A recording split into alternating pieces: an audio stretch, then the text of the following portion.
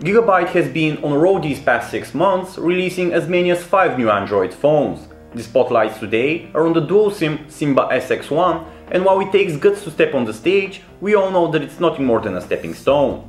In a sea of smartphones, it's hard to truly shine, especially if you don't carry on the ancestry of a renowned brand. But the Simba SX1 has something special in its sleeve, as it's a competent communication device capable of running 2 active SIM cards simultaneously, which is more than can be said for most other dual SIM phones. But more is required from smartphones these days, and the SX1 is ready to answer the call with a decent 13 megapixel camera, a snappy dual-core chipset, and a crisp 720p display. This is Chris with PhoneArena, and I'll help you find out whether this mid-ranger packs enough bang for your buck.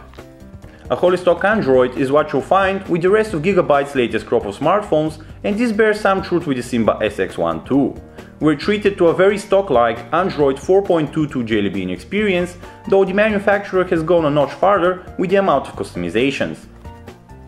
Starting with the lock screen, you're greeted with a customized lock ring that features shortcuts to the camera, the dialer, and even to sound profiles.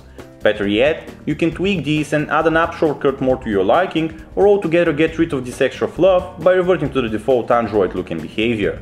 The customizations extend to the notification bar as well, which now houses a minimalistic slider with a bunch of quick toggles. Lastly, the Simba SX1 also has the extra perk of having control over its Wi-Fi, data usage, the CPU and even RAM, all of which can be controlled and reprogrammed with performance or efficiency in mind. This means that you can tweak the frequency of the CPU, the behavior of your Wi-Fi, and so on and so forth. Unlike the majority of dual SIM smartphones out there, the SX1 actually has support for dual active cards. Essentially, this allows the phone to be online on both SIM cards at any one time, including during calls. Anything about the dual SIM software, however, is completely stock with no signs of any kind of intervention. The dedicated multi-SIM settings menu, therefore, is as bare as Google intended it. Powering the Simba SX1 is a dual-core Snapdragon 400 system-on-chip. Dual cores are actually becoming rarer by the day, yet this particular chip does the category justice with an overall smooth performance. We're not talking blazing fast speeds of course, but it handles itself just fine, irrespective of what kind of tasks we decided to throw at it. The memory department of this phone reads a time-tested tale. A healthy 1GB of RAM plus overly frugal 4GB of onboard storage, expandable with a microSD card. No 4G LTE radio is to be found on board the Simba SX1. Instead, we're treated to HSPA Plus connectivity with peak speeds of up to 21 megabits, which is still plenty fast. Taking care of your browsing experience are a pre-installed browser and Chrome for mobile.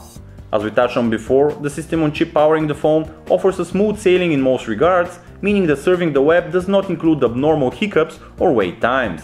On the connectivity end, one can rest assured that essentials such as Wi-Fi, Bluetooth, FM radio and GPS are all available and ready to serve you. The camera interface is perhaps where Gigabyte has put the most effort into, and to a good effect. Despite the initial surprise, we found it to be simple to navigate and even comfortable.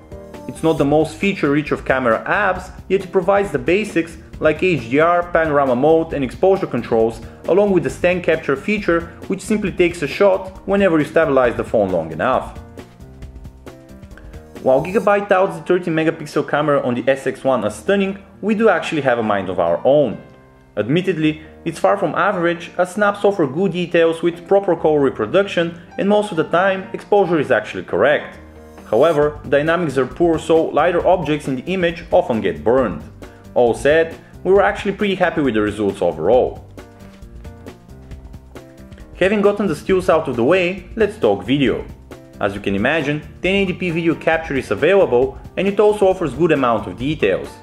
Unfortunately, footage is perceptibly dark and the phone sometimes has trouble tweaking exposure levels. Audio capture is also not the strongest suit of the camera unit, and it's actually average at best. Multimedia consumption is a pleasure on the Simba SX1. Its 5-inch 720p screen is not the most pixel dense nor of the highest quality we've seen, yet our day-to-day experiences were overwhelmingly positive.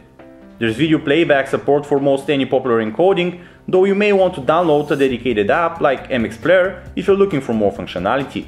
Either way, 1080 clips are rendered well without putting too much strain on the processor or causing lag or artifacts in the footage. However, don't expect the speaker to provide too much of a captivating environment, as the mono unit on the back offers low levels of volume. The quality of calls with the Simba SX1 is strictly average. The earpiece made a better showing than a microphone, though voices on the other end were, strangely, both muffled and rumbling at the same time. On the other side, people reported a sufficiently loud output from the microphone, but the tonality of our voices was slightly distorted. In all, the phone passed our call quality test, yet we still found ourselves wishing that manufacturers would invest more effort into this particular aspect, especially when we're talking about dual SIM models. A user-replaceable 1900 mAh cell is what you'll find under the plastic back of the SX1. Its relatively small capacity offers disappointing endurance, and the phone ended up at the bottom portion of our battery test chart, managing to squeeze out a little over 4 hours when put through our custom script. Unfortunately, that's a pretty poor showing and one of the worst we've seen. Despite the disappointing battery life and average call quality, the Simba SX1 shines with its 30-megapixel shooter, which surpassed our expectations. The dual-core Snapdragon 400 system-on-chip offers a smooth experience for the most part, though it may prove a tad underpowered if you're planning on running the heaviest crop of 3D games. All said, the Simba SX1 is a decent mid-ranger, but the relatively high price of about $350 that we came across allows for its numerous rivals to launch a serious competition.